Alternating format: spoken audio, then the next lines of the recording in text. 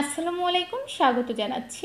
আজকের ভিডিওটা তাদের জন্য যারা বুঝতেছেন না কোচিং করতে হবে কি করতে হবে না, কোচিং করা জরুরি কি না, কোচিং করলে কোথায় করবেন, অফলাইনে নাকি অনলাইনে, সবগুলো প্রশ্নের উত্তর থাকছে এই ভিডিওতে।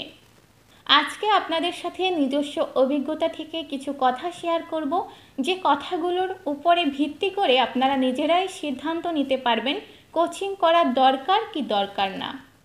কয়েকটি স্টেপে কথাগুলো আমি শেয়ার করব, যেমন কোচিং করা কেন উচিত, কোচিং কেন করবেন, কোচিং করার উপযুক্ত সময়, কোচিং কেন করবেন না বা করা উচিত নয় কেন। প্রথমেই বলি কোচিং করা কেন দরকার। কোচিং করার সবচেয়ে লাভজনক দিক হলো নিজেকে বুস্ট আপ রাখা। অর্থাৎ অনেকেই আছেন খুব অলস, নিজে নিজে একদম পড়াশোনা করতে পারেন না, বাসায় থাকলে ফোনে অনেক বেশি আসক্ত থাকেন, ফলে পড়াশোনা করতে পারেন না বা শুয়ে বসে কাটিয়ে দেন, একদম নির্জীব হয়ে থাকেন, নিজের মধ্যে কোনো অনুপ্রেরণা আসে না, পড়াশোনার কোনো স্পৃহা আসে না। তাদের জন্য অবশ্যই কোচিংয়ে যাওয়া দরকার। কোচিংয়ে গেলে অনেক স্টুডেন্ট থাকবে, শত শত স্টুডেন্টের মধ্যে আপনি নিজের অবস্থানটা চিহ্নিত করতে পারবেন এবং বুঝতে পারবেন আপনি তাদের থেকে কতটা পিছিয়ে আছেন অথবা তাদের তুলনায় আপনার জায়গাটা কোথায় রয়েছে।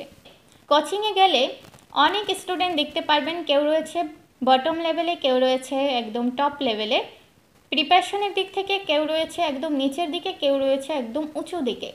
এই উঁচু নিচুর মাঝে আপনি কি উঁচুতে রয়েছেন না নিচুতে রয়েছেন, অথবা আপনার অবস্থানটা সেই মুহূর্তে কোথায় রয়েছে সেটা আপনি দেখতে পারবেন।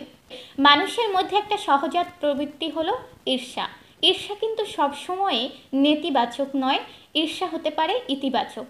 অর্থাৎ আপনি যখন কারো সাফল্য দেখে নিজেও চান সাফল্যের সেই চূড়ায় যেতে, এই ঈর্ষাটা আপনার জন্য ভালো।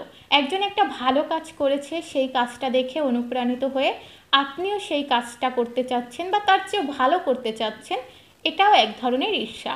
এই ঈর্ষা আপনাকে জীবনে ইতিবাচক দিকে এগিয়ে নিয়ে যায়।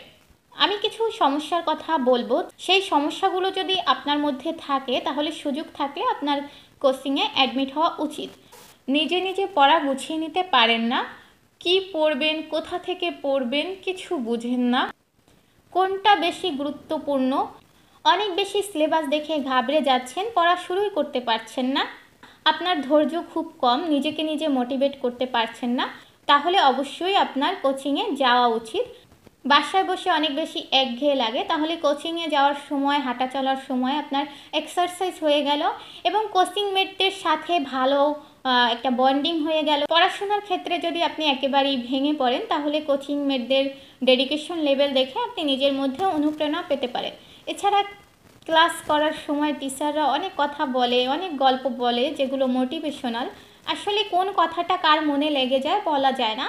টিচারদের বলা মোটিভেশনাল কথাগুলোর মধ্যে একটা মাত্র শব্দ স্ফুলিঙ্গ হয়ে আপনাকে উজ্জীবিত করে রাখতে পারে, আপনার সাফল্যের দিকে এগিয়ে নিয়ে যেতে পারে। সেক্ষেত্রে এই সমস্যাগুলো যদি আপনার ভিতরে থাকে তাহলে আপনি কোচিংয়ে ভর্তি হতে পারেন। কিন্তু কোচিংয়ে ভর্তি হয়ে থাকলেই তো হবে না, কোচিংয়ে ভর্তি হওয়ার উপযুক্ত সময় রয়েছে। আমি যদি আমার কথা বলি, আমি যখন কোচিংয়ে ভর্তি হয়েছিলাম তখন আমার একাডেমিক চলমান, আর আমাদের যেহেতু ক্লাস করা বাধ্যতামূলক ছিল, ক্লাস না করলে আমি এমনিতেও কিছু বুঝতে পারতাম না, আমাদের কোনো নোট গাইড ছিল না, ক্লাসে স্যারের লেকচারই ছিল একমাত্র ভরসা, তাই অবশ্যই ক্লাস করা লাগতো। প্রায় সকাল থেকে বিকেল পর্যন্ত আমার একাডেমিক ক্লাস থাকতো। সেদিন আমি সকালের ব্যাচেও কোচিংয়ের ক্লাস করতে পারতাম না, বিকেলের ব্যাচেও ক্লাস করতে পারতাম না, এবং একাডেমিক ক্লাস অ্যাসাইনমেন্টের জন্য কোচিংয়ের ক্লাস অ্যাসাইনমেন্ট পরীক্ষায় আমি প্রায় অ্যাটেন্ড করতে পারতাম না। কোচিংয়ে ভর্তি হওয়ার উপযুক্ত সময় বলতে আমার কাছে মনে হয় কোচিংয়ের ক্লাস করার পর যদি 6 থেকে 8 ঘন্টা সময় পড়ার ক্ষেত্রে দিতে পারেন তাহলে কোচিং করে আপনি পরিপূর্ণ লাভবান হবেন। আমার ক্ষেত্রে হয়েছিল, আমি কোচিংয়ের ক্লাসগুলো 50 থেকে 60% শেষ করছিলাম, কিন্তু টপিকগুলো পড়তে পারতাম না, কারণ বাসায় এসে আমার একাডেমিক অ্যাসাইনমেন্ট থাকতো, সেগুলো শেষ করা লাগতো বা পড়াশোনা থাকতো। এবং সত্যি কথা বলতে সারাদিন ক্লাস করার পর রাতে পড়াশোনার জন্য খুব বেশি এনার্জি আমার থাকতো না। কোচিং করার দরকার নেই কখন। আপনার বেসিক লেভেল যদি একেবারেই খারাপ থাকে, অর্থাৎ আপনাকে ধরে ধরে সব কিছু বুঝিয়ে দিতে হয়, তাহলে আপনার কোচিং করার দরকার নেই। এক্ষেত্রে আপনি আলাদা আলাদা কোর্স করতে পারেন, বিভিন্ন সাবজেক্টের উপর আলাদা আলাদা যে কোর্সগুলো হয় সেক্ষেত্রে আপনি টিচারের বেশি মনোযোগ পাবেন। কোচিংয়ের ক্লাসগুলোতে দেখা যায় একসাথে 400 থেকে 500 স্টুডেন্টের ক্লাস নিচ্ছে, পড়িয়ে যাচ্ছে, সবাই প্রশ্ন করারও সময় পাচ্ছে না। বেসিক লেভেল একেবারে জিরো থাকলে আলাদা আলাদা কোর্সগুলো করলে বেশি বেনিফিট পাওয়া যাবে। কোচিং অফলাইনে করবেন নাকি অনলাইনে করবেন, এ নিয়েও অনেকের মধ্যে সিদ্ধান্তহীনতা দেখা যায়। আসলে কোচিং যদি করতেই চান তাহলে অফলাইনে করাই বেটার। এক্ষেত্রে আপনি সবচেয়ে গুরুত্ব দেবেন আপনার সময়টাকে। যদি আপনার কাছে সময় থাকে, অর্থাৎ কোচিং থেকে আপনার বসবাসের স্থান যদি খুব কাছে হয়, সর্বোচ্চ আধা ঘন্টা লাগে, তাহলে আপনি অফলাইনের কোচিংয়ে যেতে পারেন। কিন্তু এর থেকে বেশি সময় লাগলে, অর্থাৎ যাতায়াতে যদি আপনার খুব বেশি সময় কেটে যায়, সেক্ষেত্রে আপনার অফলাইনে কোচিং না করাই ভালো, কারণ এতে অনেক বেশি সময় নষ্ট হয়। জব প্রিপারেশনের সময়টা অত্যন্ত গুরুত্বপূর্ণ, তাই যাতায়াতেই প্রতিদিন 2 থেকে 3 ঘন্টা দিয়ে দিলে সেক্ষেত্রে লাভের চেয়ে লসই বেশি। কোচিং করার সুযোগ থাকলে অবশ্যই অফলাইনে করা উচিত, কারণ অনলাইনে সেই মনোযোগটা আপনি কখনোই পাবেন না যেটা আপনি অফলাইনে পাবেন। অফলাইনে যে আপনি প্রতিযোগিতার পরিবেশটা পাবেন, আপনার কোচিং মেটরা কীভাবে পড়ছে, তারা পরীক্ষায় কিভাবে অ্যাটেন্ড করছে, লাইব্রেরিতে কিভাবে তারা পড়াশোনা করছে, অফলাইনের পরিবেশটা কখনোই অনলাইনে সম্ভব না। অফলাইনে পড়াশোনার পরিবেশ, তারপর প্রতিযোগিতার যে পরিবেশ, এটা কখনোই অনলাইনে সম্ভব না। আমি নিজের অভিজ্ঞতা থেকে এটা বলতে পারি, কারণ অনলাইনে আমি অনেকগুলো কোর্স কিনে রেখেছিলাম, কিন্তু ওইগুলো সেভাবেই রয়ে গেছে। অনলাইনের ক্ষেত্রে সবচেয়ে বেশি অলসতা আসে, কারণ এই ক্লাসগুলো রেকর্ড থাকে বলে আমরা অনেকেই ওই সময় করি না, লাইভ ক্লাসগুলো করি না।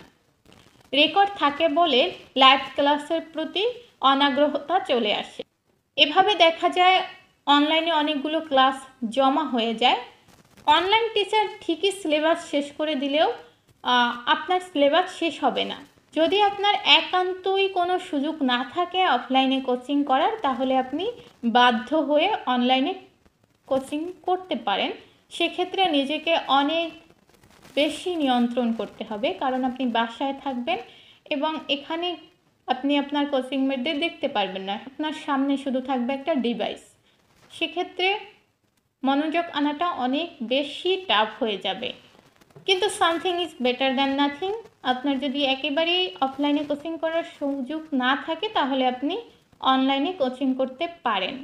কোচিং করার একেবারেই দরকার নাই যদি আপনি কোচিং ছাড়াই নিজে নিজে জানেন কি পড়তে হবে, কিভাবে পড়া গুছিয়ে নিতে হবে, কিভাবে পড়ায় মনোযোগ আনতে হবে, কিভাবে নিজেকে নিয়ন্ত্রণ করতে হবে, সব কিছু যদি আপনি নিজে নিজেই পারেন, তাহলে কোচিংয়ের একেবারেই দরকার নাই। এছাড়া যদি আপনার কোনো গাইডলাইন থাকে, অনেকেরই বড় ভাই বোন বা রিলেটিভ থাকে যারা ইতিমধ্যে জব প্রিপারেশন নিয়েছে এবং সফলও হয়েছেন, তাদের কোচিংয়ে ভর্তি না হলেও হয়, তাদের থেকেই সাজেশন নিয়ে পড়তে পারেন। নিজের দায়িত্বটা নিজেকেই সামলাতে হবে, কেউ আপনাকে পড়িয়ে দেবে না, সবাই আপনাকে পথ দেখিয়ে দিতে পারে। কোচিং ছাড়া যদি আপনি নিজেকে পড়ার টেবিলে বসিয়ে রাখতে পারেন, আপনি যদি ফাঁকিবাজ না হয়ে যান, তাহলে আপনার কোচিং করার দরকার নেই। আশা করি কোচিং করবেন কি করবেন না এই সিদ্ধান্তটা আপনি এখন নিজেই নিতে পারবেন। ধন্যবাদ।